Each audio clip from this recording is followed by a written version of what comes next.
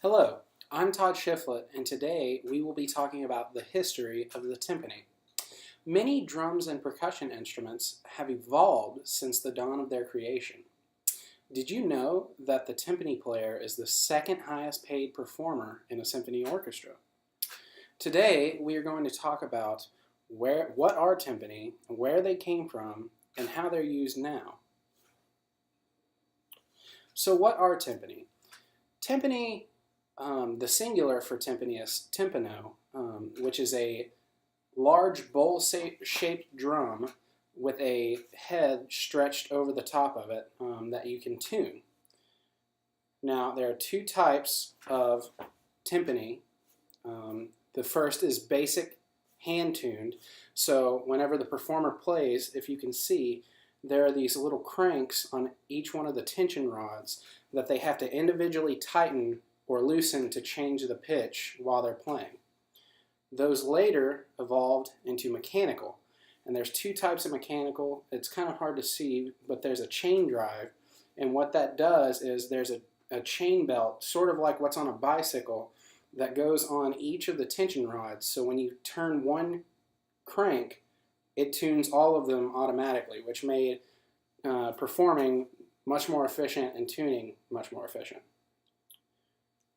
The other type of mechanical timpani are pedal timpani, and these are what are pretty common today.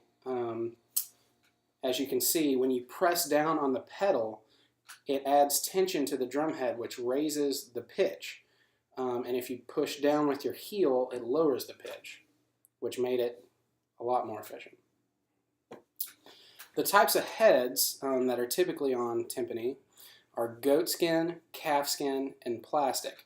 Now, back a long time ago, they typically used goatskin and calfskin, but now they lean more towards using plastic because it's more affordable, it's more versatile, especially in different weather settings and whatnot. The types of mallets they use, the shafts can either be made out of a hardwood such as maple or hickory, or a bamboo wood.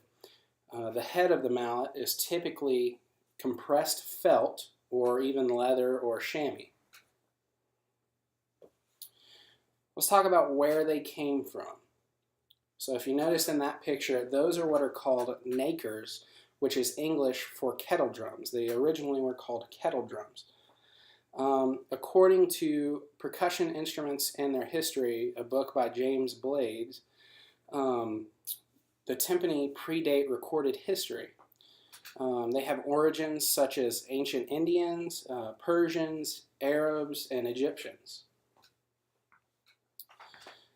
The main reason that nakers were usually played were for either religious ceremonies or entertainment purposes. And some of those religious ceremonies could be anything from funerals to weddings and whatnot. And so in England, they were played for royalty. So a timpani player was usually considered pretty prestigious, as the job was typically passed down from one to another, kind of like an heir, as opposed to just anyone being able to play. And they were played on horseback, so they were hanging from horses, and they were usually played with the trumpets in cavalry. Later, in 1635, they were introduced into the symphony orchestra by Jean-Baptiste Lully in his opera Thésée. So where are they now?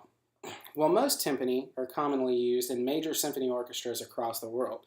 You hear them most in classical music, anywhere from Beethoven to Mozart, but they're actually beginning to be used a lot more in pop music as well as jazz. They're especially become a very contemporary instrument to be used in a lot of recent percussion ensemble literature.